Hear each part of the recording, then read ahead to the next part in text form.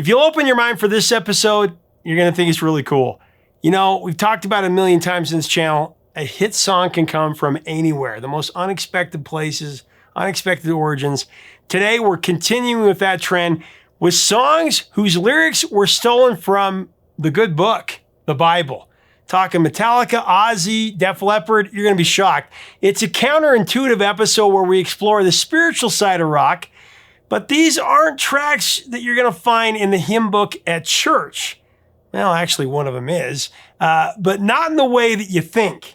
You're going to see we've got a number one protest song that traces its origins back thousands of years, as well as a story of a heavy metal drummer who was obsessed with the movie The Ten Commandments. We've got some surprise revelations coming up on this one, as well as exclusive commentary straight from some of these artists. This is a fascinating episode. You're going to be surprised. It's coming up on Professor of Rock. Hey, music junkies, Professor of Rock, always here to celebrate the greatest artists and the greatest songs of all time. You know, if you remember setting up the game Mousetrap only to set it off before you even started playing, you're going to dig this channel of deep musical nostalgia. Make sure to subscribe below right now. Click the bell, click the big red button so you never miss an episode. We got some great interviews and videos coming up. That little nostalgic thing came from viewer Donna Alex.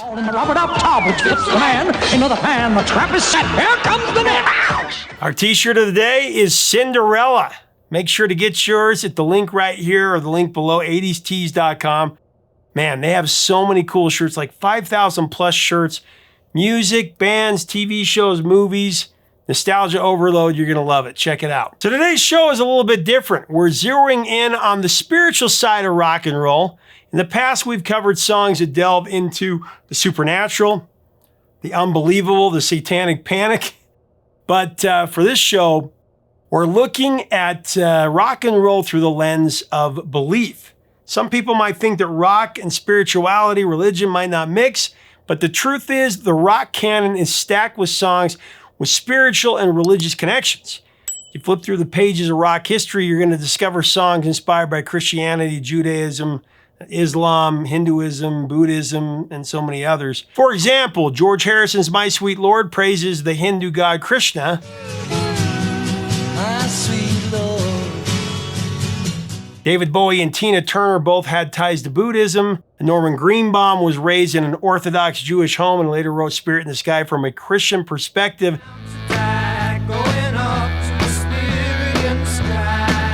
And we've covered a lot of these songs, but for the scope of this episode, I'm narrowing down our spiritual survey to my top 5 songs that were ripped off straight out of the Bible. You know you can't read. It's the Bible. You get credit for trying. It's an idea that I owe to a conversation that I had with the legendary singer-songwriter Sting. We were talking about his song in the Lazarus Heart, one of my favorite songs from his solo catalog. And I got to thinking, you know, it'd be kind of fun to do something a little unorthodox, songs that have used biblical references. So having said that, I'm sure it's no surprise I'm going to start the countdown with Sting and the Lazarus Heart coming in at number 5.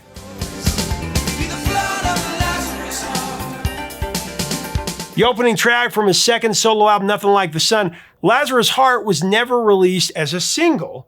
However, I think it's one of the best songs from the album. It's definitely one of Sting's hidden gems. The title references one of the greatest miracles described in the Bible, the story of Jesus raising his friend Lazarus from the dead. You can find it in John chapter 11 in the New Testament. Here, Jesus calls Lazarus back to life 4 days after his death. The story has captivated students of the Bible forever, including Sting.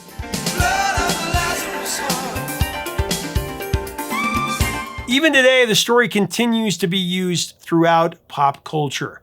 On the music scene, Lazarus has been referenced in songs by David Bowie and Paul Simon and Brandon Flowers and Meatloaf, just to name a few. But you know, in the Lazarus Heart, the master lyricist Sting uses Lazarus to incredible effect as he writes about his mother. Here's what he told me about the song, very personal. I love the lyric about birds on the roof of my mother's house. I've no stones to chase them away. Birds on the roof of my mother's house will sit on my own roof someday.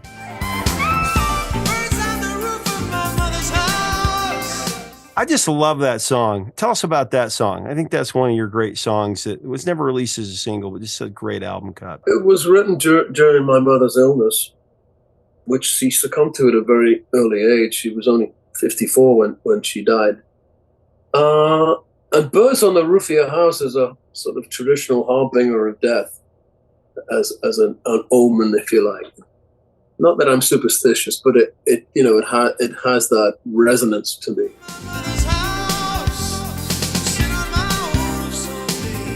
I don't remember seeing birds on my mother's house, but there was definitely an air of impending death about the place. So that seemed appropriate. But also, again, the song is like therapy. You know, the Lazarus heart is something that can't be terminated.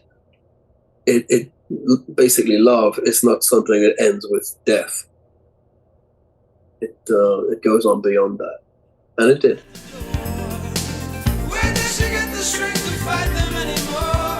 I love also how you end that. She counts all her children as a shield against the pain, lifts her eyes to the sky like a flower in the rain. It's a very powerful song.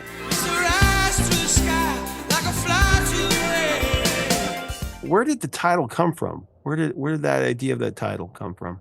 You know, I get a lot of my inspiration from a very cursory reading of the Bible as a kid at school. You know, I was brought up Catholic, and we had catechism every morning and read swathes of the New Testament and also the Old Testament. And the idea of Lazarus being raised from the dead always struck me as being kind of weird but wonderful.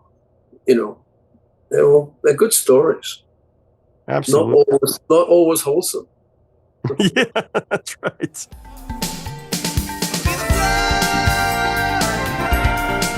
Coming in number 4, it's a hard rock band who hit their stride in the 80s from their 1983 album Pyromania, talking Def Leppard with Rock of Ages.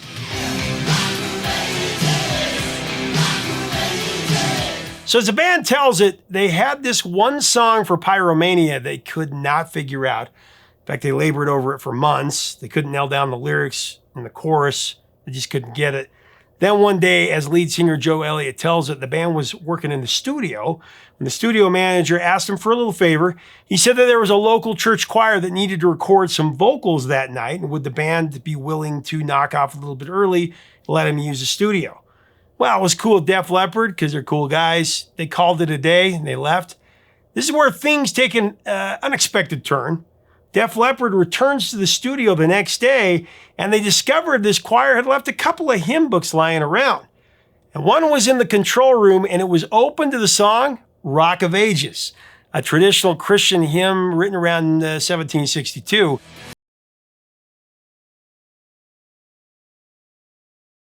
What Joe said happened next. He said, I remember picking the book up and looking at it, and Mutt Lange, he must have been playing the chorus. And I looked at this thing and I went, how about this?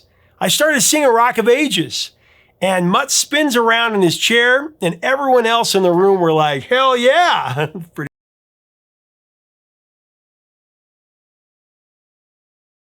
From that moment of unexpected inspiration, they were able to finish the song that had eluded them for months.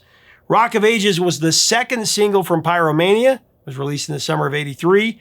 In the United States, Rock of Ages became one of 2 top 20 hits from the album. It reached number 16. Additionally, it claimed the top spot on the U.S. rock charts. One of Def Leppard's most popular songs ever, Rock of Ages, has the distinction of being the band's most played song in concert ever. They've played it about 2,060 performances. That's according to setlist.fm. I love that site. You can only see the set list for all the concerts you've been to.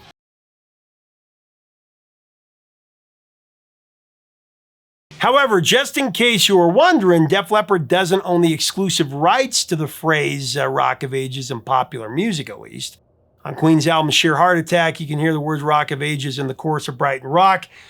Kiss also used the phrase in their song And on the Eighth Day. You can find that one on 1983's Lick It Up. Rock of Ages do not crumble, love is breathing still.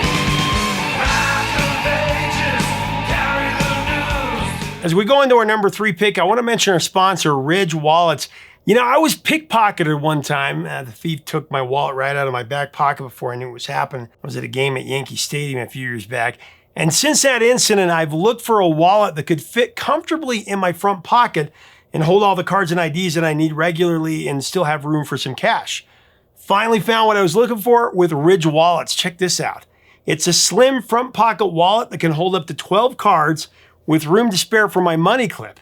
I was amazed at how easily it fits into my front pocket. Ridge wallets are made with truly durable premium materials such as aluminum, titanium, or carbon fiber, which is the material I chose.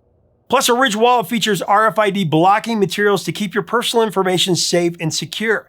I can certainly attest to how important that is. A Ridge wallet is something you should get for yourself, but it could also make a really great holiday gift. For the POR community, you can now use my link in the description below or right up here to get up to 47% off. They also have a key case for your keys. Very cool, Ridge wallet. Check it out. All right, coming in at number 3, we're cranking it up another notch or two with a band that no one would guess would steal a song from the Bible. Talking about Metallica with their song Creeping Death, the lone single from their 1984 album Ride the Lightning. Classic.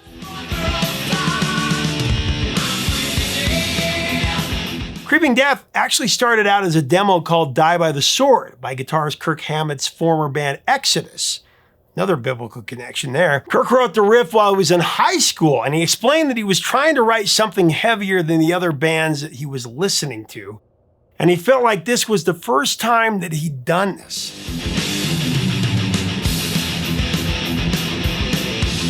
When he did it, he was like, wow, I'm really onto something here. The song would later take on new life in the hands of Metallica, though.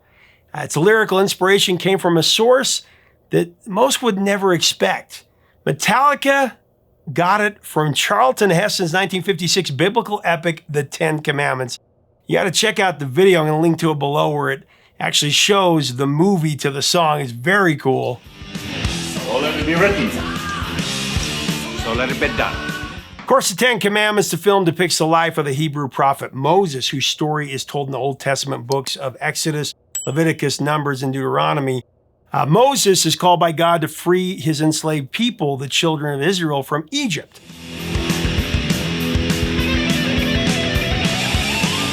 When the Pharaoh refuses to release the Israelites, God inflicts 10 plagues on the Egyptians. The 10th, called the Angel of Death, was sent to take the lives of every firstborn child. Destroyer. Only the believers who put the blood of an unblemished lamb on their doors were spared. This was the story of the first Passover. So let it be written. So let it be done. According to drummer Lars Ulrich, he and frontman James Hetfield watched the Ten Commandments at Cliff Burton's parents' house. Lars said that he was obsessed with the movie as a child, but this viewing would take that obsession to a whole new level. Said Lars, and I quote, "There's a scene where Moses goes back to try and get his people out of Egypt, and when the Pharaoh reneges on that, the firstborn must die. Then this fog appears out of the moon and comes down and starts creeping across the ground, smoke machine style, and everybody who's caught in it falls over and dies on the spot." That's where the words "creeping death" came from.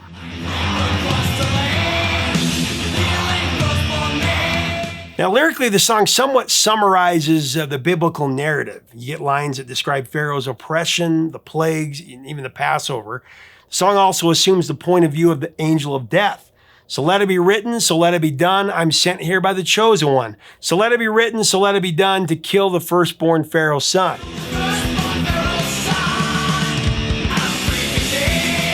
Now, if you're curious about other biblical references that Metallica has used, plenty more to choose from. The Four Horsemen, the Judas Kiss, and To Live is to Die, just to name a few. You'd be surprised just how often Metallica tackles religious themes in their music, especially in the Bible.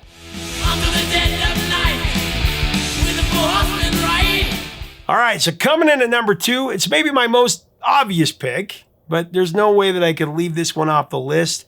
One of my favorite songs ever. It's actually the song that inspired me to even start doing Professor of Rock. Talking about Byrds with Turn, Turn, Turn to Everything There Is a Season. There is a season, turn, turn, turn. So although the Byrds made Turn, Turn, Turn famous, they didn't actually write it, as many of you probably know. For the origins of this track, you have to go back to protest folk singer Pete Seeger, who penned the track. There is a season, turn, turn, turn. Actually, for the song's origins, you really have to go back even further than that, a lot further, thousands of years. The basis of turn, turn, turn, with an exclamation point after each one, it comes from the Bible, specifically the book of Ecclesiastes in the Old Testament. In Ecclesiastes chapter 3, verses 1 through 8, there's a thought-provoking passage that teaches, to everything there is a season and a time to every purpose under the heaven. There's a time to be born, a time to die, a time to weep, and a time to laugh, a time of war, and a time of peace.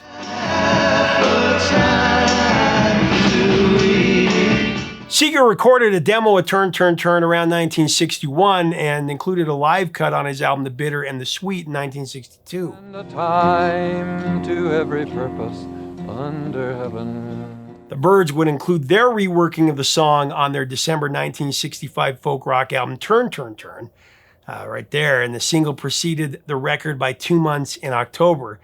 It would be the Byrds' second chart topper after previously achieving that mark with their cover of Bob Dylan's Mr. Tambourine Man earlier that year. Hey, Mr. Tambourine Man. Oh man, I have the extraordinary privilege of speaking to both Roger McGuinn and David Crosby about this classic. Here's some of that conversation. Let's talk about Turn, Turn, Turn. That came back in the day when you were working with Judy, right? I'd heard Pete do it because I was a big fan of Pete Seeger's. If I had a hammer, I'd hammer in the morning. And then as I was a studio musician in New York, Judy Collins was doing her third album and wanted to do Turn, Turn, Turn on that. And I knew it. It was, part of my repertoire as a folk singer myself. So there it was. It was great. And then after the Byrds got together, somebody asked me if I knew the song. Now, the way Pete and Judy had done it was different. They did like, to everything, turn, turn, turn. To everything, turn, turn, turn. There is a Season, turn, turn, turn. And a time to every purpose under heaven. Well, I, again, put a rock beat to it, and it came out like...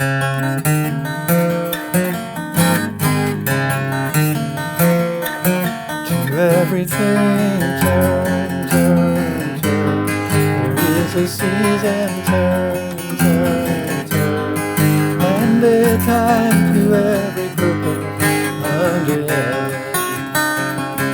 A time to be born, a time to die, a time to laugh, a time to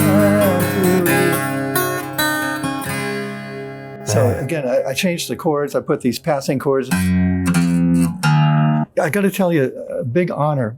Pete Seeger put out a book of his songs, and the most recent edition, he changed the song to that arrangement. He sent me a letter saying, I want you to know that I think I like that arrangement better. So, Yeah, went, wow. Pete wrote a letter. Yeah. Roger still got it.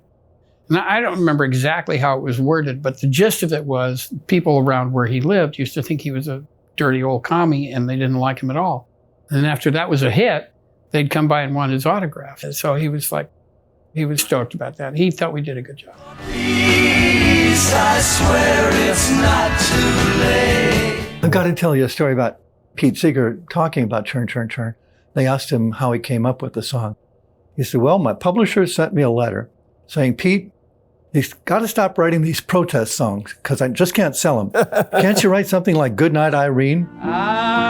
Irene, good night. And Pete got mad. And he pulled a slip of paper out of his pocket and he copied it out of Ecclesiastes chapter 3, verses 1 through 8. And then he kind of rearranged the words to make it rhyme. And at the end, he put a time for peace. I swear it's not too late. So it did become a protest song after all. It really did, yeah. They gave it to the publisher and he liked it. And so Pete went on with it. He said, I didn't think much of it. I just did it in concert. And then this guy I never met made a #1 hit out of it. Pete, thank you for your courage, your inspiration, and giving the world this wonderful song to sing. It's got the distinction of being the oldest lyrics in a #1 hit. Oh, that's good. A time to dance, a time to mourn. There's a great spirituality to that song. When you were recording it, did you feel some of that? And do you feel that now as you're performing it night after night to so many people? I do. I feel it now, and I love it. It's my favorite song. It's my favorite song because of not just the melody, but the lyrics and what it says. It's very reassuring. It makes it feel like things are under control. All right, so we made it to number 1, and for the top spot, I gotta go with another rocker, and this one's really gonna shock you. It's an early 90s power pack funk track written from the perspective of Jesus Christ. It's kind of unusual for a rock song. Are You Gonna Go My Way by Lenny Kravitz.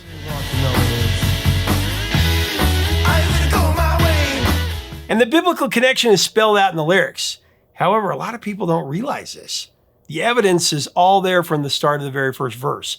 I was born long ago. I am the chosen. I am the one. I have come to save the day, and I won't leave until I'm done.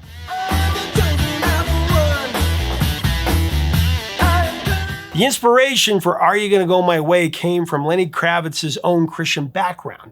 At a young age, he had a spiritual experience that convinced him of the reality of God, and from then on, he's been a believer. Lenny Kravitz explained that he believes his talents come from God, and that God and the spiritual world are very important to him.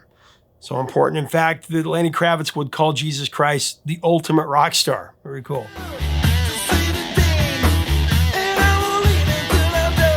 Explaining how the song came together, Kravitz said, and I quote, "We were just jamming in the studio." It's one of those songs that happened in like 5 minutes. We were jamming. I thought there was something happening. And I told bassist Henry Hirsch to turn the tape machines on, and we played it. Then I went and wrote the lyrics on a brown paper bag. There's a lot of lyrics that have been written on brown paper bags.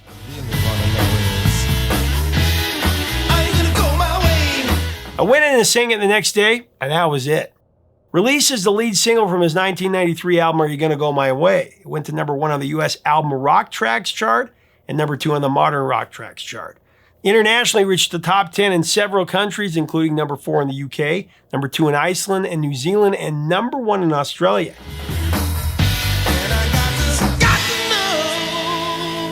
The song also led to 2 Grammy nominations. This is back when the Grammys still kind of mattered.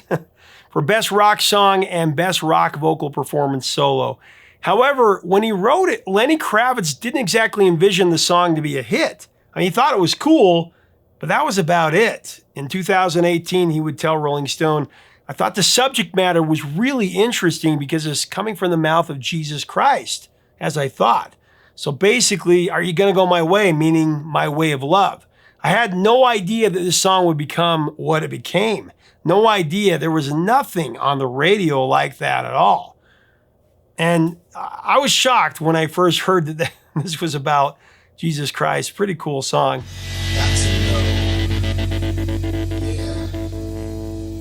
So there you go. My top 5 picks for songs that rip their lyrics off from the Bible, their inspiration. When I say that, I just mean, inspiration. But there's definitely a lot more songs out there that come from that. Knocking on Heaven's Door, Personal Jesus, Spirit in the Sky, Still Haven't Found What I'm Looking For, Pride in the Name of Love, and there's so many. What do you think about this episode? Should we do more of these? What do you think? What are your memories of these songs? Were you shocked by any of them? I think the Metallica video you got to see. I'm going to link to it below, and I showed parts of it here. Having the 10 commandments of that song is one of the coolest videos out on YouTube. And Are You Gonna Go My Way? Just shocked about that one. So let's have a great discussion below about spirituality and rock. And I hear it from the musicians that I interview all the time. They take that inspiration from one of 2 things a lot of times, from the dark or the light. And anyway, let's have a great discussion. If you like our content, we invite you to subscribe, get the t-shirt of the day, get your Ridge wallet. Till next time, 3 chords and the truth, my friends.